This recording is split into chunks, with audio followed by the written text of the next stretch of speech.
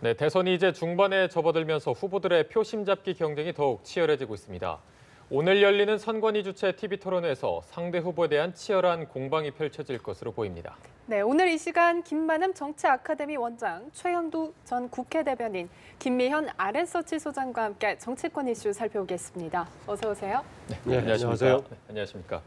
먼저 최근에 나온 여론조사 결과를 먼저 볼 텐데요.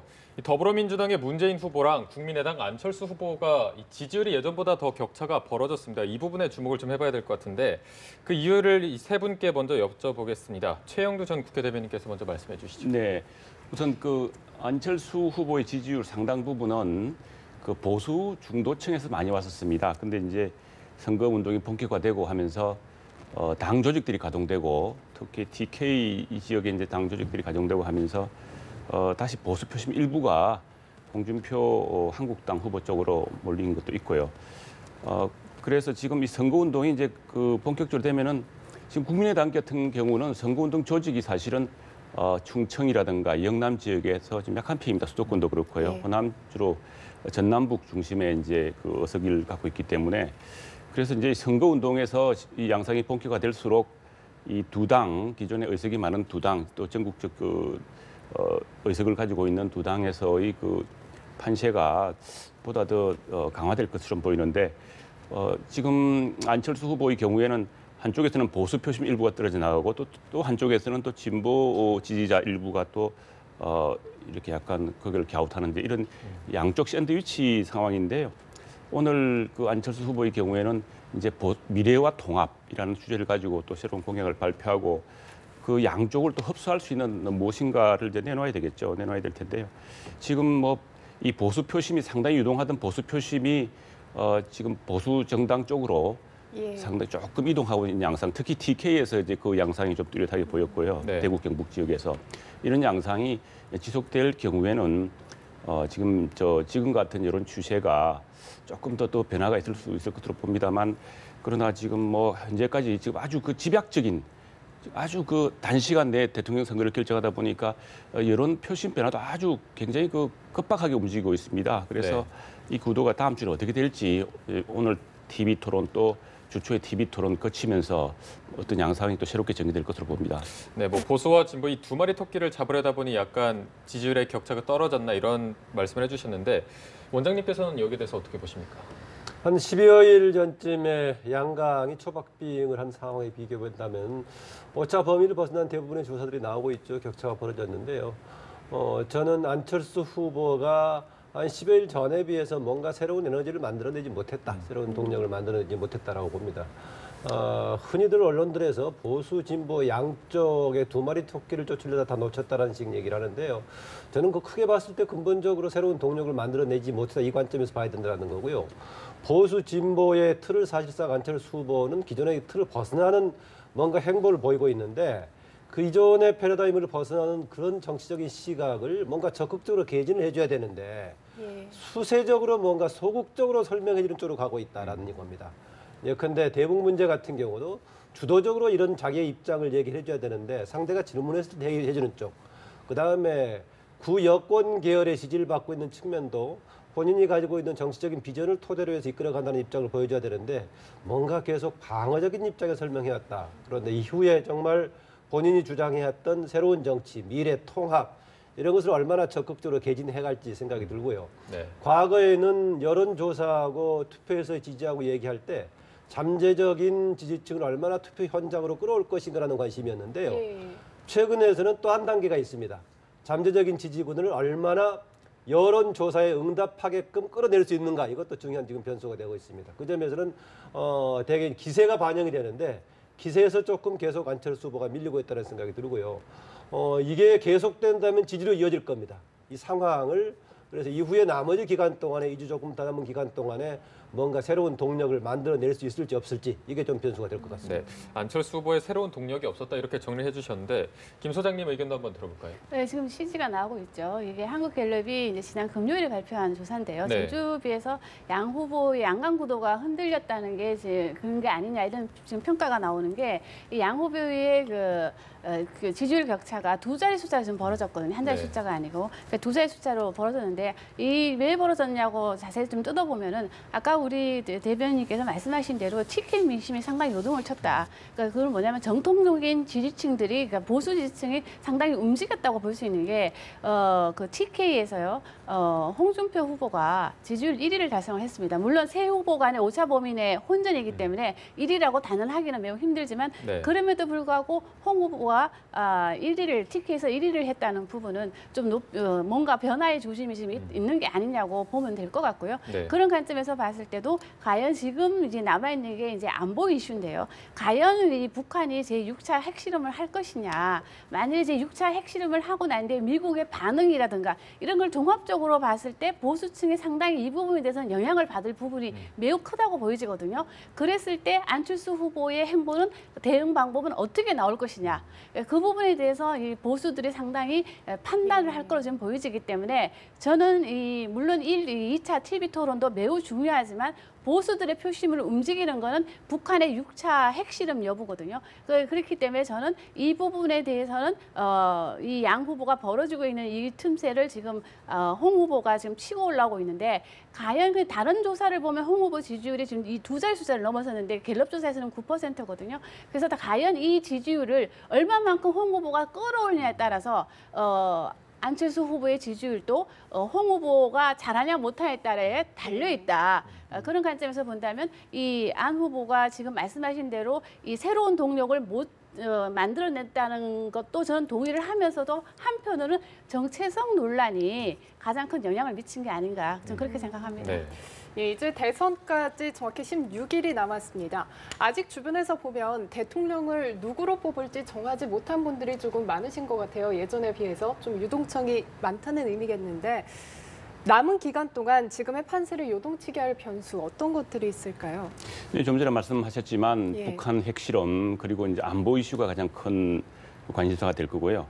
또 하나 지금 TV 토론 이제 이번에 또 TV 토론 포맷도 좀 바뀌고 있습니다만 시청률 지난번에 26%를 기록했습니다. 오늘 밤은 아마 더 높을 것으로 보이는데 이 TV 토론 또 TV 토론을 보고서 정하겠다는 사람이 꽤 됩니다. 실제로 TV 토론을 보고서 후보를 바꿨다는 사람이 이전에 지난 대선 때 보면은 뭐 한 100명 중에 10명이 안 됩니다만 그 몇 %라는 것이 나중에 박빙의 승부에서는 상당히 큰 또 좌우를 하기 때문에 이쪽으로 갈 표가 저리 갔다는 것은 또 굉장한 영향을 미칠 수 있거든요. 그래서 아주 그 짧은 선거 시기 내에 집중적으로 이런 TV 토론 또 안보 이슈 이런 게 있겠고요. 또 하나는 제가 볼 관점은 50대 지난 대통령 선거 때 역시 50대 표심이 상당히 그 인구도 많고 유권자도 많고 또 적극적인 투표층이어서 이분들이 얼마만큼 투표장에 가서 누구를 찍느냐가 상당히 큰 관심사인데 이 50대의 투표를 이끌어낼 만큼 이번에 20대의 투표율과 50대의 투표율 이게 상당히 그 선거를 가늠할 만한 큰 지표가 아니겠느냐 저는 이렇게 보는데요. 50대의 투표율은 사실은 이번에 문재인 후보 쪽에서는 50대가 조금 약합니다. 상대적으로 약한데 그러다 보니까 50대로서는 이번에 투표장에 나가서 누구를 당선시킬 만한 이런 강력한 동인이랄까 이게 좀 발견되기 힘들면은 투표율이 떨어질 가능성도 일부 있습니다. 반면 20대로서는 굉장히 요즘 정치에 대한 관심도 높고 해가지고 또 투표 의향도 매우 높습니다. 지난번에 선관위에 조사를 해본 바에 따르면은 네. 그래서 과연 50대가 이게 이번 투표에서 자신들이 적극적으로 투표를 해서 누군가를 당선시켜야겠다, 아니면 누군가를 당선 못하도록 하겠다는 이런 강력한 어떤 투표 동인을 계속 제공할 만한 이런 그 판세 그리고 이런 어떤 후보들의 그 피치가 있을지 그게 이제 큰 변수가 될 것 같습니다. 일단 이 두 후보의 전략도 다를 것으로 보입니다. 원장님 한번 비교를 해주실까요? 아까 그 전에요. 이번에 여러 가지 변수 중에 하나가 안보가 당장 굉장히 중요한 쟁점이 되는 건데 이번 그 대선이 뭐 기존에 있었던 여야의 대결을 보더라든가 보수 진보의 대결을 보더라도 시작이 된 게 아닙니다. 상식적으로 다 알고 있겠지만은 탄핵으로 박근혜 전 대통령이 탄핵으로 물러간 이후에 치른 선거고 부여권이 사실상 붕괴가 된 가운데 치른 선거이기 때문에 도식적으로 보수 진보라든가 안보가 크게 쟁점이 되긴 하지만 그게 당락을 결정짓는 변수가 아닐 것이다.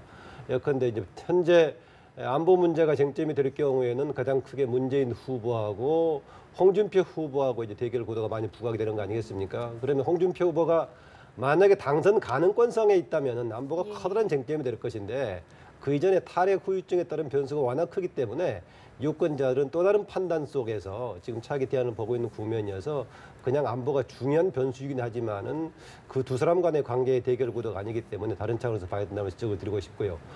보니까 제가 앞서 말씀드렸지만 이번에 PK 지역을 방문하는 가운데 문재인 후보는 자기의 이제 지역 기반 아니겠습니까? 네. 그동안에는 지난 대선 때는 자기의 지역구임에도 불구하고 상대 후보보다 더 지지를 받지는 못했는데 이번에 다시 바람을 만들려고 하는지 정말 많은 수가 모였습니다. 많은 수를 모여서 다시 한번 세를 과시하는 양상을 보여줬고요.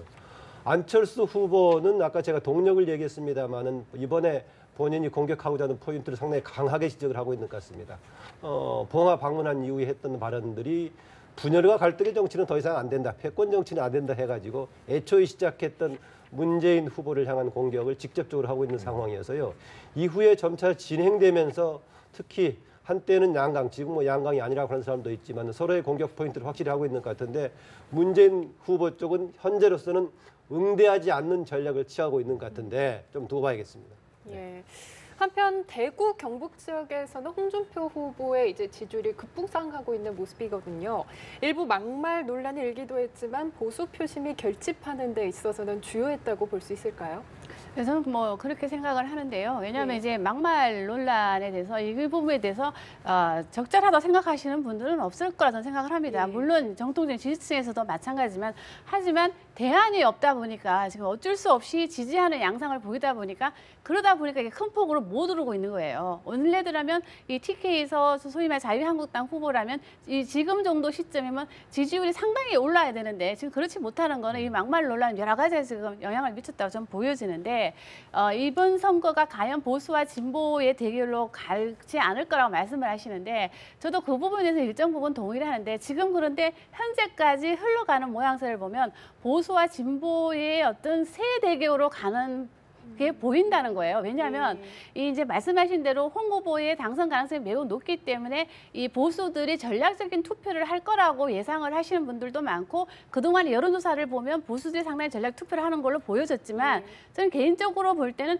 결국 보수는 이번에 대선은 어찌됐든 간에 우리가 하기 힘들다면 우리가 이기기 힘들다면 대선 이후를 생각을 해야 된다는 거예요. 그럼 대선 이후를 생각했을 때 뭐 야권에서 누가 되든 간에 뭔가 견제할 세력이 필요하다. 야권의 일방적인 통행을 막기 위해서는 견제할 세력이 필요한데 그렇다면 어느 정도쯤 견제할 세력이 있다는 것쯤은 보여줘야 되지 않느냐. 우리가 여기서 보수가 많이 무기력하게 져버린다면 다음 보수가 재생하기도 해생하기도 힘들 거다. 지금 이런 판단을 하시는 분들도 저는 있다고 보여져요. 그렇기 때문에 이런 막말 논란에도 불구하고 홍 후보의 지지율이 상승하고 있다는 거예요. 그런 관점에서 봤을 때 결국은 이 정통적인 지지층이 자유한국당을 중심으로 뭉칠 수밖에 없는 그런 여건이 보여지는 게 한편에서는 사표 방지 심리, 나이 연세가 들수록 내 한 표가 사표가 되는 걸 싫어하시기 때문에 대후보로 밀어준다 밴드웨건 효과를 말씀하시는데 그러나 그렇다 하더라도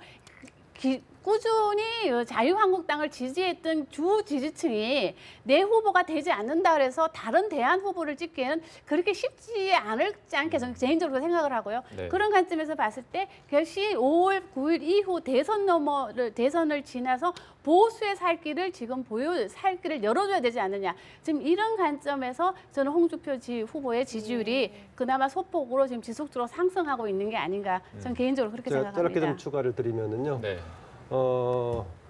이번이 총선이라면은 지지받는 만큼 세력이 구축이 되는 것이기 때문에 김현 소장의 얘기가 상당히 일리가 있는데요. 대선이기 때문에 더구나 그 대선도 다시 한번 확인하건대 박근혜 전 대통령 탄핵 이후 치른 선거라는 것들 좀 염두에 둬야 될 것 같고요. 그리고 전체적인 여론조사는 당연히 대개 이제 통계적인 오차 범위 내 추세를 반영합니다만은 지역에 관한 분석은 굉장히 조심을 해야 됩니다. 왜냐하면요, 예컨대 홍준표 후보의 경우는 9%, 10% 정도 받았다면 100명 정도 지지를 받는 거 아니겠습니까? 지역으로 분산시키면 몇 명이겠습니까? 10명 내외 정도입니다. 10명에서 20명 정도인데 여기에서는 오차 범위가 커지는 것이기 때문에 전체에 대한 해석과 지역으로 할당했을 때 해석은 그런 걸 참고를 해서 조금 해석을 해야 됩니다. 예컨대 10명일 경우에 1명이 왔다 갔다 하면 몇 퍼센트가 되겠습니까? 그러니까 지역 분석을 나눠서 할 때는 좀 참고해서 해석을 해야 된다는 말씀을 드리고 싶습니다. 네. 그리고 어쨌든 이렇게 보수 표심이 결집하는 데는 안보 이슈가 급부상하면서 이런 데 영향도 끼치지 않았을까 이렇게 생각이 되는데 또 최근에 이 송민순 회고록이 다시 올라오면서 논란이 되고 있습니다. 이 송민순 회고록이 표심에 어떤 영향을 줄 수 있을까요?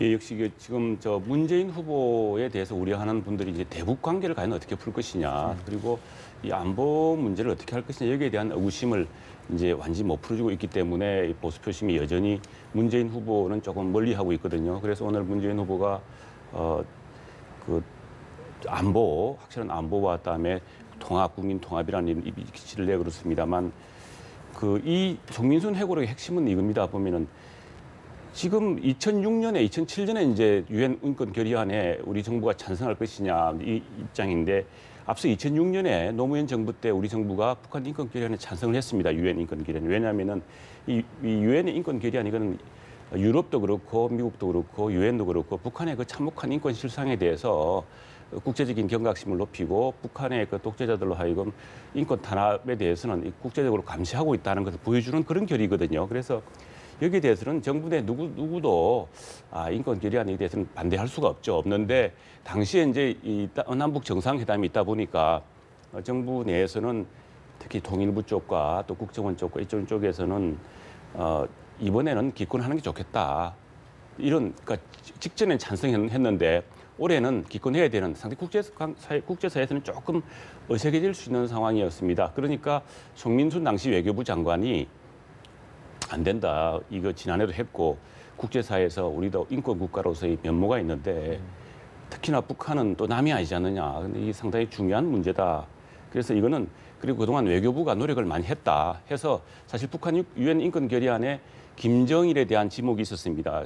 독재자로서 인권 탄압하는 주체로서. 근데 김정일 이름을 뺐고 여기에 대해서는 북한 외교 관계자들도 한국 정부가 노력해서 유엔 인권 결의안에는 동조를 하면서도 그 부분에 우리 체면을 좀 살려줬다라는 이해가 있습니다라고 이런 식의 보고를 했던 것 같아요. 실제로 이제 그 북한 유엔 결의안에 우리가 찬성 안에 그런 변화가 일부 있었고, 근데 여기에 대해서는 이제 정부 내에서 지금 금방 정상회담도 했는데 이거 괜히 남북 관계 어렵게 만드는 거 아니냐, 기권하자 이제 이런 논의가 많았던 것 같습니다. 그래서 이게 기본적으로 북한에 대해서 우리가 어떤 태도를 취해야 되느냐, 대화를 하더라도 인권과 안보 이런 문제에서 확실한 어떤 선을 지켜야 된다는 그 사람들의 생각, 또 여기에 대해서 지금 문재인 후보와 문재인 후보 진영에서 보여주고 있는 또 다른 생각, 이런 것들이 유권자들에게 상당히 그 여러 가지 의구심과 이런 걸 미칠 거라고 봅니다. 그리고 또 한편에서는 문 후보의 그 여기에 대한 이야기가 조금씩 달라져 왔었어요. 뭐 상당히 그런 일이 없던 것처럼 했다가 지금 아니다. 그 당시 이미 기권을 하고 나서 기권을 통보했던 것이다라고 이야기를 하고 있고, 그러니까 또 송민순 장관은 아니 기권을 통보했다면은 왜 북한 답신에서 만일 찬성한다면은 엄청난 후과가 있을 것이다라는 식의 이런 경고문이 왔겠느냐, 이런 이제 정직성, 진실성 논란이 이제 이루어지고 있는데, 이 문제는 아무튼 그 과거의 문제이기도 하지만 앞으로, 그리고 지금 당장 공약에서 문재인 후보가 이 대북 관계, 북한 인권 결의안 같은 이런 핵심 이슈에서 어떤 태도를 분명히 보여주느냐. 오늘 저녁 TV 토론에서도 이 문제가 질문이 나올 것입니다만, 네. 확실한 태도, 입장이 아마 이 논란의 어떤 그 분수령이 되지 않을까 싶습니다. 그 대북관 자체에 대한 시각도 하나의 쟁점이 될 수가 있겠고요. 저는 그건 못지않게 거기에 대한 대처하는 양식에 대한 논란을 불러일으키고 있다고 봅니다. 대북관 자체와 견해에 따라 또 입장에 따라 차이가 있을 수 있을 거고, 그 입장을 분명히 정리하는 가운데 국민들이 좀 견해 차이도 있을 테니까 지지를 선택받고 평가를 받으면 되겠죠. 근데 쟁점이 또 하나가 이후에 거기에 대해서 어떤 식으로 본인이 그 역할을 할 때 어떤 식으로 했느냐, 또 그 말이 사실이냐 해가지고 진실성과 국정 대응 논란 이쪽으로 좀 가고 있는 두 가지 쟁점이 있습니다. 물론 문재인 후보 캠프 쪽과 더불어민주당 쪽에서는 지금 색깔론 공방으로 이제 얘기를 하고 있고요. 비판하는 쪽에서는 특히 사상대 쪽에서는 진실 문제를 얘기하고 있어서 어느 것으로 쟁점화 되느냐에 따라 조금 성격이 달라질 수 있다. 물론 두 개가 같이 섞여서 진행이 되겠지만은요. 아마 공세적으로 취하는 보수 진영은 대북관과 진실성 문제 동시에 얘기하고 있는 것 같고, 상대적으로 또 옆에 양강 구도를 형성해 왔던 안철수 후보 진영은 진실성 문제하고 과연 그런 정도의 국정 대응 능력을 가지고 대통령을 할 수 있느냐 이런 측면을 강조하고 있습니다. 그래서 서로의 초점이 좀 다른데 어느 쪽이 국민들에게 먹혀 들어갈지 이게 이제 과제 같습니다. 예. 예. 근데 이제 저는 이제 국민들 입장에서는 상당히 팩트 중심으로 결정 볼 거라는 예상이 드는 게 네. 요즘은 다양한 정보를 유권자들이 접합니다. 뭐 신문, 방송뿐만 아니라 뭐 트위터, 뭐 온갖 수단을 예. 통해서 모든 정보를 보기 때문에 저는 팩트 중심으로 국민들이 판단을 할 거로 보여지고요. 이제 중요한 거는 이제 송민성 장관 말이 맞느냐는 건데 이제 개인적으로 볼 때 송민성 장관 얘기로는 16일 날 결정이 되지 기권하는 거로 결정이 되지 않았다라고 좀 얘기하고 다른 사람들은 결정이 됐다. 그때 결정이 됐는데 송민성 장관이 계속 찬성을 주장을 하니까 한번 그러면 북한에다 알아보자는 식으로 이 통지문도 보내고 해답을 받았다는 게 지금 그 당시에 참여정부 쪽 이야기인데요. 저는 양쪽 말이 들어보면 역시 그 당시에 보면 외무부와 통일부 간의 그 부처 간의 힘거리가 엄청 심각했구나. 근데 그 당시에는 이 송민성 장관이 통일부에 밀렸던 거예요. 자기가 밀리니까 본인이 이제 내놓은 얘기가 뭐냐면 내가 알아보니까 그러니까 내가 북한의 관료들하고 접촉을 잘 알아보니까 우리가 찬성한다 하더라도 북한에서 전혀 뭐 그다지 뭐 영향을 미치지 않을 거다고 그런 자기는 생각을 갖고 있다는 걸 주장을 하니까 그러면 이쪽에서는 통일부 쪽이나 국정원 쪽에서는 그럼 당신 말이 진실인지를 한번 우리도 알아보자.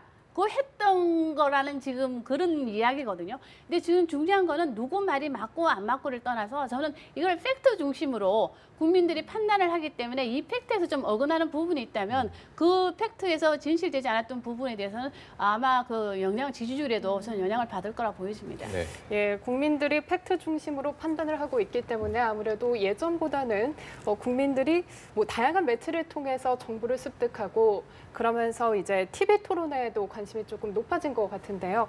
오늘 저녁에도 이제 대선 후보 TV 토론회가 열립니다. 아무래도 1위를 달리고 있는 문재인 후보에 대한 파상 공세가 또한 이어지지 않을까 이렇게 예상을 하고 있는데요. 오늘의 토론회 관전 포인트 먼저 짚어주시죠. 네. 지금 지난번에 그 KBS 토론에 이어서 이번에도 이제 그 후보들이 직접 주도적으로 후보들이 18분씩 이렇게 쓰게 돼 있는 이렇게 가장 포인트인데 이 지난번에 너무 이제 한 주자에게 몰리고 해서 이번에는 사회자가 조금 그걸 흐름을 좀 조정할 수 있도록 이렇게 했다고 합니다. 네. 미팅에서.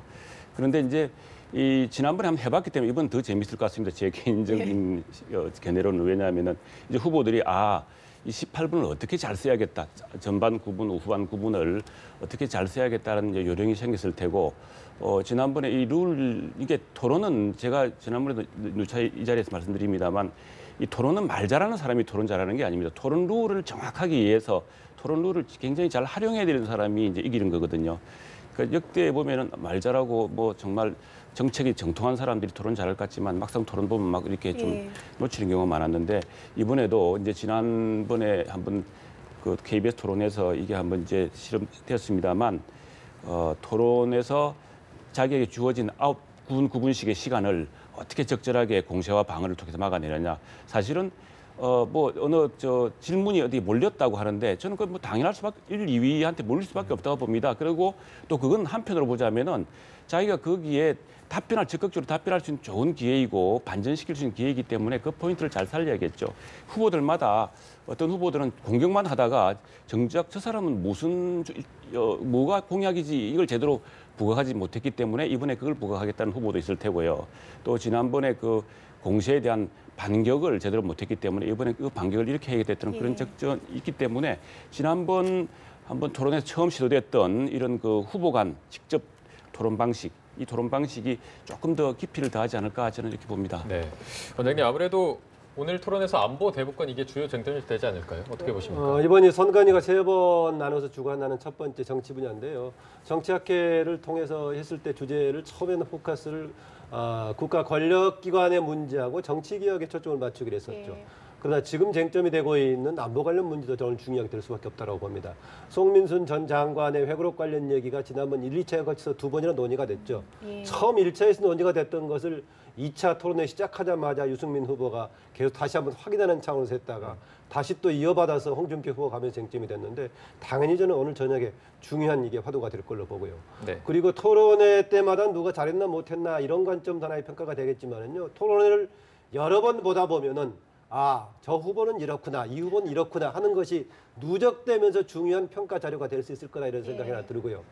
지난번 토론회 관련해 가지고 하나 또 재밌게 특징 지어졌던 것이 정의당의 심상정 후보가 문재인 후보를 향해서 상당히 세밀하고 강하게 질문을 해가지고 이게 이후에 논란까지 됐었죠. 상당히 지지 세력 특히 문재인 후보를 지지하는 세력들이 강하게 반발하는 일부 얘기가 나와가지고 그 자체를 둘러싼 논란도 있었는데 오늘 토론에서 심상정 후보가 비슷한 스탠스를 유지할지 바꿀지 이것은 좀 두고 봐야겠는데 어제 광주 전남 지역에서 유세하는 걸 보니까 심상정 후보가 전권 교체만을 내걸어 가지고 해서는 안 된다.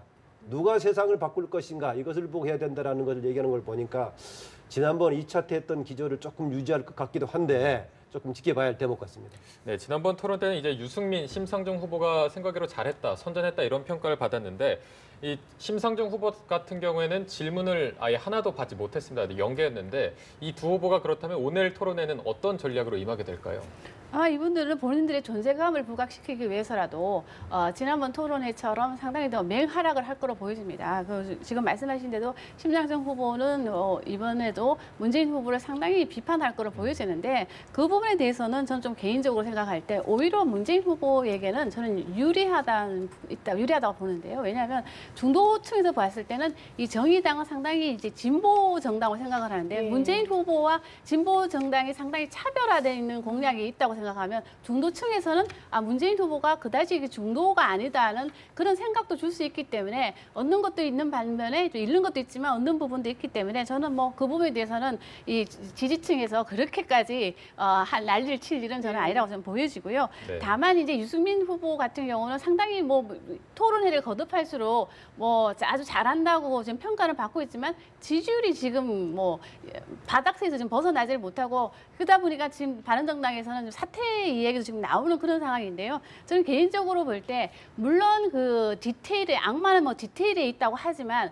디테일에 너무 강한 게 저는 오히려 약점인 것 같아요. 왜냐하면 이 TV 토론에서는 국민들이 보는 거는 이 나무만 보는 게 아니라 숲도 같이 보기 때문에 좀 뭔가 통 큰 그림을 비전과 이런 걸 제시를 좀 해야지 리더감이 되는데 너무 디테일하게 집요하게 물고 늘어지는 모습이 오히려 이 지지율을 좀 끌어올리는데 저는 뭐 이거 마이너스가 아닌가 이런 생각을 좀 해봅니다. 그 유승민 후보는 저는 초기에 조금 방향의 주도권을 잡는 데 실패했고 이게 계속 빈익빈의 악순환으로 이어지고 있지 않는가 그렇습니다. 탈당을 해가지고 새로운 정당을 만들었으면 그 정당의 역할을 중심으로서 뭔가 후보도 움직여야 되는데 초기 때는 보수 후보 단일화를 계속 얘기했단 말이죠. 그러면 독자적인 정당의 존재의 의미 자체를 약화시키고 그거 계속 이어졌다. 그 점에서는 초기에 시동 거는 것에서 구 여권의 주도권을 놓친 것이 지금 후유증으로 같이 이어지고 있지 않는가 그러는데 며칠 남았는데 모르겠습니다. 당 내부에서는 최종 이달 말에 투표용지 인쇄되기 이전까지도 지지율이 올라가지 않으면은 뭔가 다른 쪽부터 뭔가 후보 사퇴든 뭘 요구하고 있는데 유승민 후보로서는 당장 어쨌든 간에 조금이라도 지지율을 올리는 게 과제 같아 보입니다. 네. 예, 오늘 TV 토론회 참 기대되는데요. 오늘 말씀 여기까지 듣겠습니다. 세 분 감사합니다. 고맙습니다. 감사합니다.